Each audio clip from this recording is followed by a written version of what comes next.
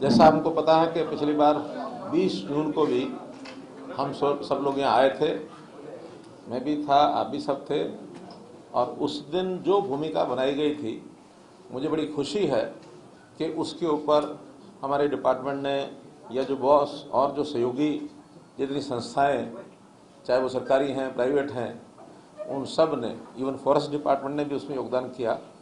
तो एक coordinated effort, उसके कारण से आज इसको विधिवत एक टूरिस्ट प्लेस मोरनी टिक्करताल एक प्रकार से इसको घोषित किया जा रहा है।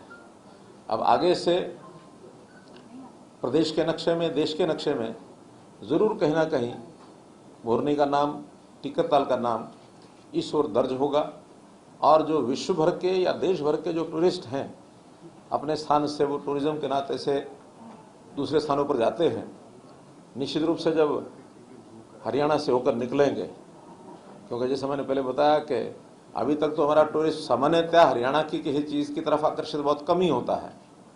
दिल्ली से आर्ट एंड क्राफ्ट मेला फरवरी में लगता है, उसमें आते हैं लोग, एक लिमिटेड सा एक उनका दायरा है जो लोग आते हैं। ऐसे ही कुछ स्थान पुरातत्व की चीज़ों को देखने के लिए भी जाते हैं, राखी गढ़ी जाते हैं, कहीं कोई किला देखने जाते हैं, कहीं पुरातन काल की ऐसी कुछ चीज़ें वो देखने जाते हैं। धार्मिक टूरिज्म इस नाते से कुरुक्षेत्र एक बड़ा स्थान है जहाँ लोग आते हैं जाते हैं। लेकिन सीनरी जिसको कहना चाहिए, पहाड़ी क्षेत्र या कोई वाटर स्पोर्ट्स या इस प्रकार का, अभी हरियाणा में उतना बड़ा कहीं है नहीं। कभी बड़खल लेक पर थोड़ा होता था, लेकिन बड़खल लेक का पानी सूखने के बाद वो बोटिंग और वो सारी चीज़ें वहाँ समाप्त हो गई। अब नए सिरे से इन चीज़ों को आगे बढ़ाने का हमने विचार किया। तो पहला केंद्र टिक्करताल का, ये जो आपने देखा है कि पिछली बार पानी कम था, इस बार वर्षा के कारण से वो अक्टूबर के महीने में सबसे ज़्यादा पानी यहाँ होता है। अभी थोड़ा बहुत पीछे से झरने वगैरह चल भी रहे हैं, अक्टूबर अंत तक तो चलेंगे, लेकिन उसके बाद वो सब सूख जाते हैं, वर्षा के कारण से ही पानी सब आता है। और यहाँ से पानी रिश्ता भी है आगे, उसके कारण से गर्मियों में ये पानी लगभग 4 से 5 फुट, क्यों इतना ही होगा, डाउन 5-6 फुट पानी कम होता है। तो इस पानी का उपयोग हम जितने भी हमारे जो खेल हैं, वाटर स्पोर्ट्स, उनके नाते से आज हमने देखा, पिछली बार हमने देखा, इसको कर रहे हैं। पैराग्लाइडिंग भी पिछली बार डेमो दिखाया था, लेकिन अभी पैराग्लाइडिंग के कुछ फॉर्मेलिटीज़ बाकी हैं, वो महीने में 2 महीने में पूरी हो जाएंगी। कुछ लाइसेंसिंग के उसके काम होते हैं, कुछ इसकी लॉज बाय लॉज रूल्स ये बनाए जाते हैं, क्योंकि रिस्की गेम होने के नाते से बहुत ही फॉर्मेलिटीज़ में करनी पड़ती है। वो सब करने के बाद वो शुरू होगा। ऐसे ही कुछ समय के बाद पिंजौर में बैलूनिंग ये भी शुरू हो जाएगा। वो भी एक कंपनी से बातचीत चल रही है, उन्होंने अपना डेमो दे दिया है, उसका टेंडर करके उसको हमको फाइनल करना है। कुल मिलाकर के मोरनी का ये जिला, इसमें चाहे वो सीनिक टूरिज्म हो और चाहे रिलीजियस टूरिज्म हो, इसको बढ़ाने के लिए ये सब पग उठाए जा रहे हैं। आज एक बस, सिटी टूरिज्म की जो बस है, उसको उद्घाटन किया, उसका एक प्रकार से प्रोग्राम उसका लॉन्च किया है। तो सप्ताह में 2 दिन ऐसे जो टूर्स लोग ऑर्गेनाइज करेंगे बुकिंग के हिसाब से, उनको किया जाएगा। अगर उसकी डिमांड बढ़ेगी तो फिर 2 दिन से ज़्यादा भी किया जा सकता है, या वाहन बढ़ाए जा सकते हैं। उसमें एक ट्रिप उसका यहाँ भी हुआ करेगा। वीकेंड्स पर यहाँ संख्या बढ़ने लग गई है, अभी से ही बढ़ने लग गई, पहले से 20 जून के बाद ही। यहाँ के स्थानीय लोगों ने मुझे बताया कि 20 जून के बाद यहाँ की जो ज़मीनों के रेट हैं वो 3 गुने हो गए हैं। अब वो जिनको संभावनाएं दिखती हैं वो लोग स्वाभाविक आकर्षित होते हैं। आज हमने उसके साथ 2 और पॉलिसीज़ जिनका चालू की हैं, जिसके लॉन्च किया है। एक होम स्टे पॉलिसी, तो घरों में जिनके पास 2 कमरे, 3 कमरे, 4 कमरे जितने स्पेयर कर सकते हैं या नए बना सकते हैं, उनको लोन भी दिलवाएंगे नए बनाने के लिए। वो टूरिस्ट के हिसाब से उसकी सुविधाएं सारी ध्यान में रख करके, और वो होम टूरिस्ट आकर के वहाँ रुके। आज हमने 4-5 लोगों को तो सर्टिफिकेट दिए हैं, लेकिन धीरे धीरे आगे पॉलिसी बढ़ेगी।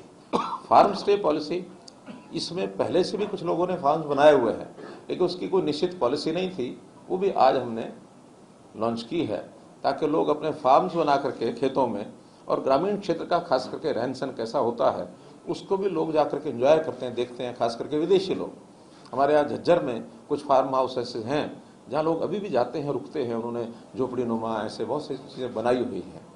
तो जैसे मुझे ध्यान है कि मैं एक बार इजराइल गया, तो वहाँ एक डेजर्ट सफारी, आप लोगों में से किसी ने देखा हो तो, एकदम रेतीले पहाड़ के अंदर जा करके दुबई से कोई 40-50 किलोमीटर अंदर जा करके, और वहाँ एक रहन सहन उनका ग्रामीण क्षेत्र का उसी प्रकार का वो करते हैं, और लोग यहाँ से रात को 8:30-9 बजे वापस आते हैं। उनका ठहरने के उतने कम है स्थान, उनके ज़्यादा नहीं है, लेकिन वो डे टाइम का ही उनका एक टूरिज़्म है।